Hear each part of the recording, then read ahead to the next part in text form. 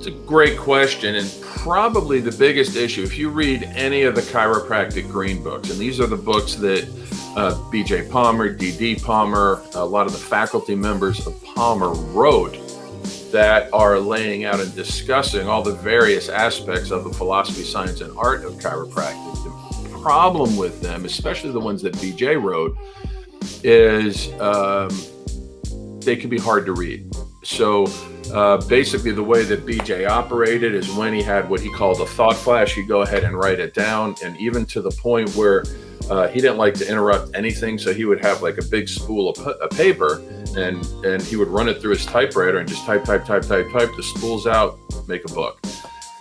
So DD, BJ, they were great thinkers, definitely ahead of their time. The problem with it is maybe as a scholar of, all right, now I've got these ideas. Do I put them in a way that's easily packaged and transmitted? Maybe not. And so I usually tell people to read Stevenson's textbook, because Stevenson, what he tried to do is get BJ's ideas up to the time. And this was first written in 27. Probably you'll get the 1948 edition. The ideas at the time, and tried to make them more easily packaged and palatable. And I believe he succeeded. That being said, when you read the 33 principles, it could be confusing at times. So what Dr. Koch tried to do was reorder the principles, combine the principles. He's actually got 34 principles. He was trying to make the English better, the grammar better. So principle 6, chiropractor's favorite, there's no process that doesn't require time. Well, that's a double negative. So we don't normally speak that way. So his point is just say every process requires time. So things like that is what he tried to clean up. I like it. I mean, in Koch, K-O-C-H, Introduction to Chiropractic, Introduction to Chiropractic Principles, I believe is the title of the book. Super easy to read. A real good, easy book to read is by Dr. Rob Sinnott, S-I-N-N-O-T-T, and he has a chiropractic philosophy book. It was written in 2014, super current language. Rob is excellent at pointing out maybe the discrepancies or the confusions in early chiropractic language and syntax, to where you're like, okay, that's what they were meaning back then, because that's super important to understand is, all right, not just the words that are on the page, but what was the context that they were using it. And so as an example, if you look at the definition of chiropractic in Stevenson's text, it's a philosophy, science, and art of things natural, a system of adjusting the segments of the spinal column by hand only for the correction of the cause of dis-ease. And the pause is there on purpose. And so within that definition, there's three things that people mess up.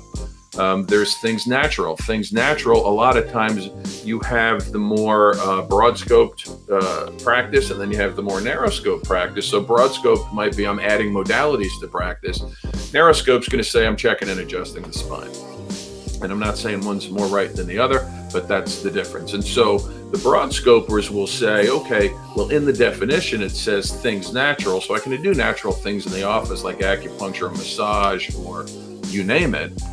But things natural actually meant that it's not supernatural. So BJ clarified this in 1958, but you can see where the language gets kind of confusing, because chiropractic was confused of being a religion, a pseudo-religion, a cult, whack jobs, nut jobs. And so he was trying to clear up that language. It just took him 30 years to do it. And the problem is how many people have read the book in 1958 where he said it. So there's things natural that's misrepresented, and then there's the by hands only. So now if you go to the narrow scope doctors, if you're not adjusting with your hands and that's it, then you're not a chiropractor either. But by hands only meant that we're adjusting the segments of the spinal column without opening people up with a scalpel. You know, it's not surgery. And so that's a key point. And then dis-ease, the body's not at ease. Doesn't necessarily mean disease yet, because you could be not at ease and just not symptomatic yet. So that's kind of one that everybody, but if you say dis-ease to a patient, they're always going to hear disease.